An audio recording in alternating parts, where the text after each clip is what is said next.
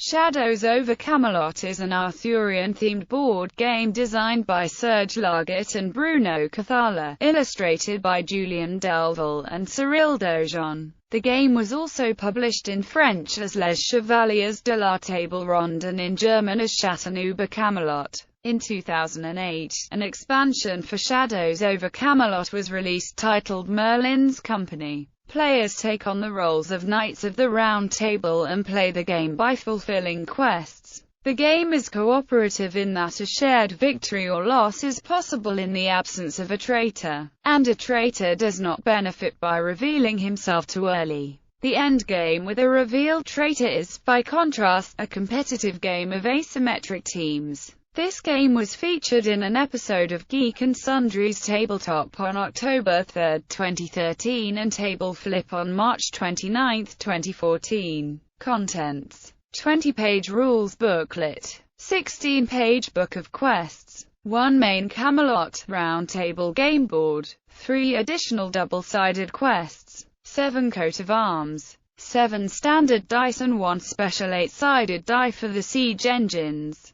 30 miniatures, 16 black, white swords of the Round Table, 168 cards. Characters: the Knights of the Round Table in the game are King Arthur, Sir Galahad, Sir Gawain, Sir Kay, Sir Percival, Sir Palamedes, Sir Tristan of Lyonessa, and alternate character, Sir Bedivere, was distributed in games trade magazines and at conventions as a promotional item, and is also available as part of Merlin's Company. Gameplay: Shadows over Camelot is a cooperative board game, a genre in which players work together in order to try to defeat a game system which itself is moving the game toward defeat for all the players. However, there is a chance that one knight is secretly a traitor, plotting the downfall of the others loyal to Camelot. The existence of the traitor turns a fairly simple game system into a hotbed of paranoia and accusation. Each turn a player must first suffer the progression of evil. They either decrease their health, add a siege engine to those attacking Camelot, or draw a black card,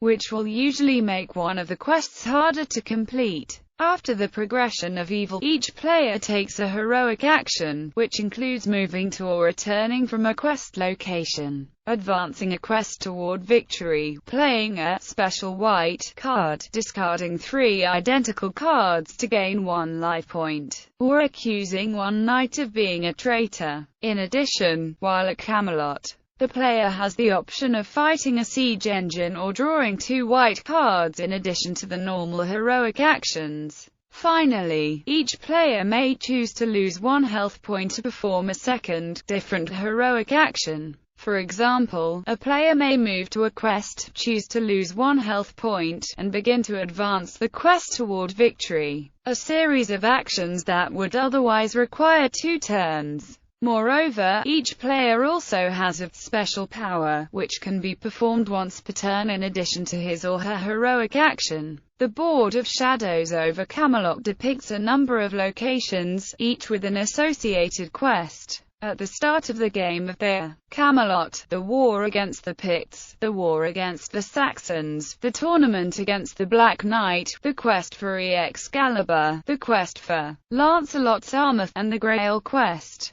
The quests for the Grail, Excalibur, and Lancelot's armor can only be completed once, whereas the wars and the Black Knight tournament repeat. Once Lancelot's armor has been retrieved or lost, the knights have the opportunity to defeat the dragon. The success in all quests is determined by the playing of cards, mostly in various sets, and perhaps by the player's willingness to sacrifice their life to further advance a quest for the good for all loyal knights. For example, Grail cards are used to complete the Grail quest. A set of 1, 2, 3, 4, 5 in fight is needed to complete the wars, and 2 pair of fight are needed to complete the tournament. For group quests, the cooperation of players is crucial for completing them quickly to gain the rewards before the progression of evil takes its toll. Quests are completed with the knight's success, in which case white swords are added to the round table, or by their failure, which results in black swords being added to the table.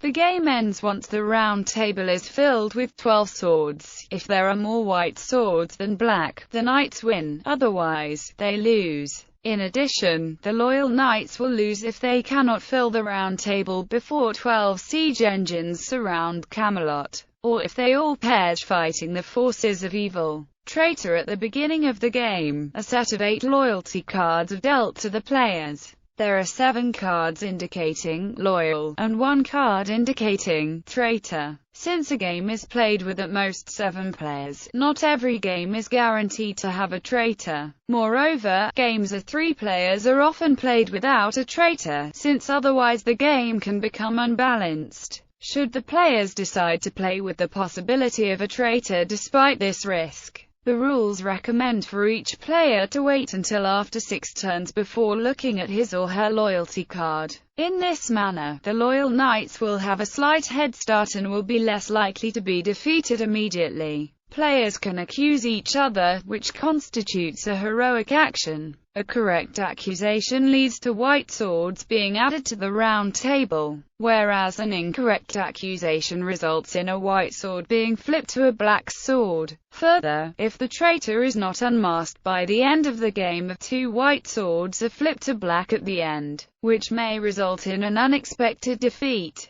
Once the traitor is revealed, that player no longer plays as the other knights and loses any special abilities their character may have. Instead, on their turns, they can taunt any other player, randomly discarding 1 card from that player's hand, and then draw a black card to progress evil in the game. Expansion. An expansion, titled Merlin's Company, was released in 2008. Contents: a 4-page rules booklet, a new deck of loyalty cards including an additional traitor card, 7 new knights' coat of arms, 1 figure of Sir Bedivere, including orange coat of arms and die, 1 Merlin figure and summary card, 14 new black cards, 23 new white cards, 16 travel cards. Reception. Peter Corless comments that Bruno, Cathala and Serge Laget's design for Shadows over Camelot is a worthy representation of the seminal Arthurian legends,